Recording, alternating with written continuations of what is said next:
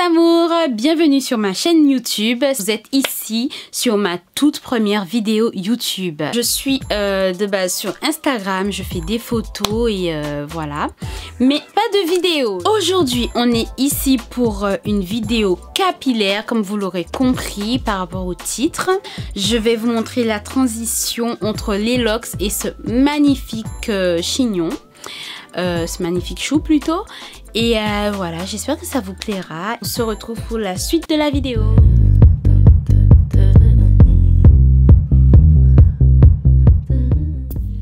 Alors, on va commencer avec cette toute première étape. Pour cette première étape, tu dois te munir d'un petit chouchou et d'un plus gros. Tout d'abord, on va prendre les cheveux du centre. Comme ceci. Vous allez voir tout à l'heure pourquoi je fais ça. Derrière, n'hésitez pas à laisser quelques locks derrière. Maintenant, on prend le petit chouchou. Comme il n'y a pas beaucoup de zones de cheveux à attacher. Et on fait un petit chou. Voilà, mon chou est fait. C'est la première étape. Deuxième chouchou, on va ramener cette fois toutes les locks au centre au niveau du premier chou. On utilise le gros chouchou cette fois parce qu'il y a plus de locks à attacher. Vous n'êtes pas obligé d'attacher correctement. C'est juste pour passer à la deuxième étape. La deuxième étape consiste à plaquer les cheveux qu'on a autour de la tête. Et par contre, faites attention à ne pas laisser des locks comme moi. Oh là là. Voilà, alors là, tous ces petits cheveux, les repousses là, je vais les plaquer avec mon gel. Alors, on va plaquer les cheveux avec ce gel Crazy Locks de la marque Crazy Pousse. Je l'ai acheté à Saint-Denis. Il est noir, il se présente comme ceci, tout noir. Il est super. C'est un gel pour tourner les locks de base, mais moi je m'en sers pour plaquer les cheveux. Il est très efficace. Donc vous l'aurez compris, pour faire cette coupe, il ne faut pas avoir les cheveux, les locks tournés depuis enfin, si c'est hier vous avez tourné vos locks, ça ne marchera pas. Il faut avoir des repousses pour avoir un effet cheveux plaqués mais pas locks. Parce que vous imaginez bien que si on voit des locks là, ça ne va pas faire crazy du tout. Regardez, hop. Tout autour de la tête.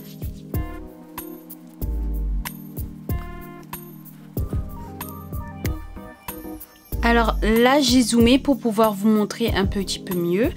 Qu'est-ce que le gel fait? Alors, il est censé, hop, plaquer comme ça. Vous voyez bien que là, on voit qu'il y a du gel et on ne voit plus les locks. Bon, je sais qu'il y en a qui vont se moquer de moi, mais moi, j'utilise ma brosse à dents. Voilà, une brosse à dents. Pas ma brosse à dents que je me brosse avec, bien sûr. Une brosse à dents pour faire les baby hair. Je sais pas, je préfère. Et j'ai déjà vu pas mal de filles le faire. Je sais pas qu'est-ce que vous utilisez, vous, si vous avez autre chose ou...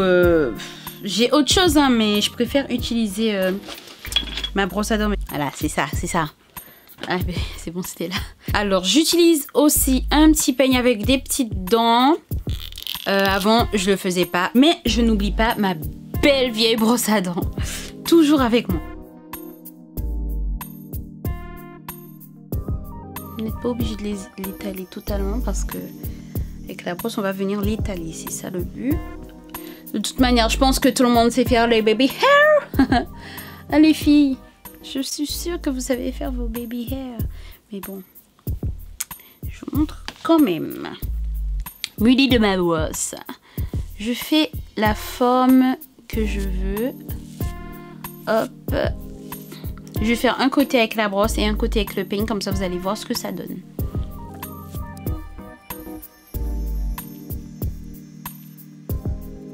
On passe au peigne. Vous prenez le côté le plus petit. Et on va venir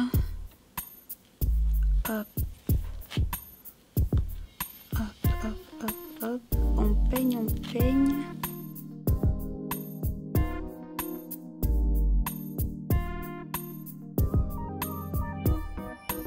ça fait, c'est que ça redirige mieux les baby hairs.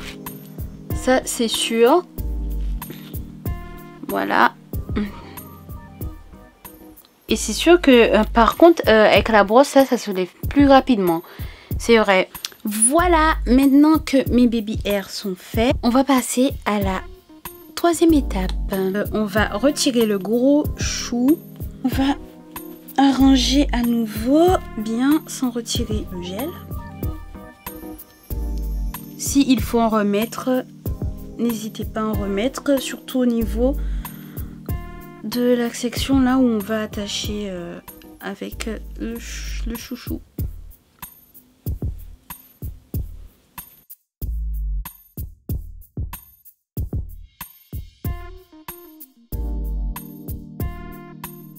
Attention, ne serrez pas comme des malades comme moi, parce qu'après on a des petits soucis devant. Voilà, on serre à fond, pas trop fort quand même, ne pas abîmer les cheveux. Et on vient faire un chignon comme on peut, le plus serré possible. Voilà.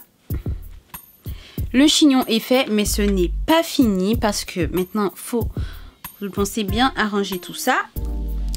Je vais utiliser ce petit... je sais pas comment l'appeler, c'est comme un filet de pêcheur, mais c'est pas un filet de pêcheur. Il y a un petit élastique, donc on peut attacher comme on veut. Je le prends comme ça, je mets sous ma lox et je vais venir enrouler ce petit filet autour de mes lox. Enfin, du moins, prendre mes lox dans le filet, comme les poissons. Hop. Ne laissez aucune lox à l'extérieur pour ne pas venir gêner le reste. Hop, voilà. Pas une seule lox dehors, c'est très bien. Regardez si toutes les étapes ont été complètement bien réalisées. Moi, derrière, il me manque un peu de gel. Voilà. Là, nous passons à l'étape suivante, l'étape où je mets, et voilà, mon petit secret, c'est un postiche. Je pense que ça s'appelle comme ça. Oui, postiche, postiche, postiche, postiche, voilà. Vous voyez, il y a un filet ici, comme le filet là, en fait. Sauf qu'il y a des cheveux dessus, voilà. C'est crépus, voilà. Voilà. Comme quand je n'avais pas de lox, quoi. Il y a deux petits peignes pour pouvoir accrocher correctement. Vous le voyez ici. Voilà, petit peigne. Deux petits peignes. Un petit élastique pour resserrer le tout. Très utile. Et voilà, on va commencer l'installation. Vous ouvrez complètement l'élastique. Hop, on tire, on tire. Vous voyez, on tire. Et là, on va venir poser le postiche sur notre chignon comme ceci. Avec les peignes là, pour accrocher, on va venir faire rentrer dans les lox comme on peut. Voilà, généralement ça s'accroche très bien, donc il n'y a pas de problème. Maintenant, qu'est-ce que je vais faire? Puisque là, en plus, il faut savoir que plus vos lox grandissent, plus ça sera problématique d'enfermer les lox dans ce petit chignon. Donc comme vous voyez ici, là on voit qu'il y a, voilà, on voit la supercherie. Donc on va venir fermer comme ça.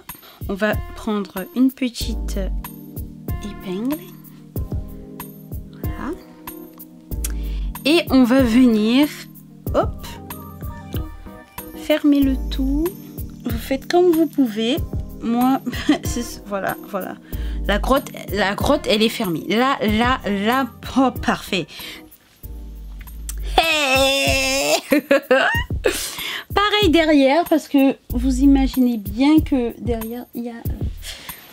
Hop. Petit problème par derrière le bloc.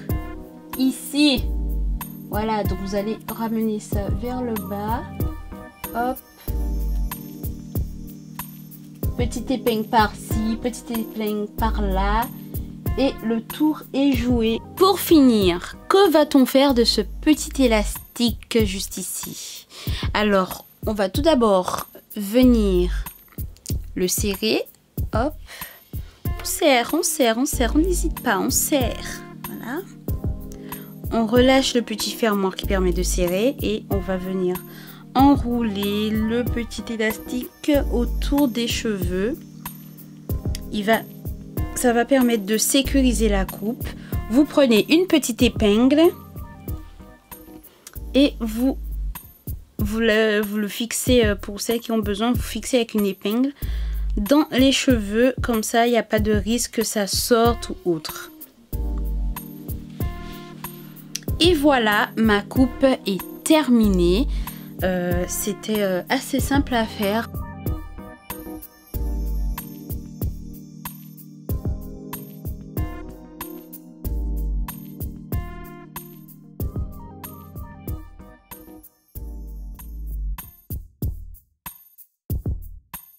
Alors, cette coupe est une coupe qu'on réalise sur locks pas tournés. Je répète encore, les locks ne doivent pas être tournés parce qu'on voit tout de suite la supercherie. Donc là, hop. Et si vous avez d'autres techniques pour moi, n'hésitez pas à me les donner. Dites-moi si vous voyez une différence très clairement. Il n'y a rien qui l'arrache. Il n'y a rien qui l'arrache. Je ne vais pas dire rien, mais voilà. C'est pas un coup de vent qui va le faire tomber par terre, le chignon, hein. Il est bien accroché. Alors voilà, c'est la fin de la vidéo. Sur ce, je vous fais de gros bisous.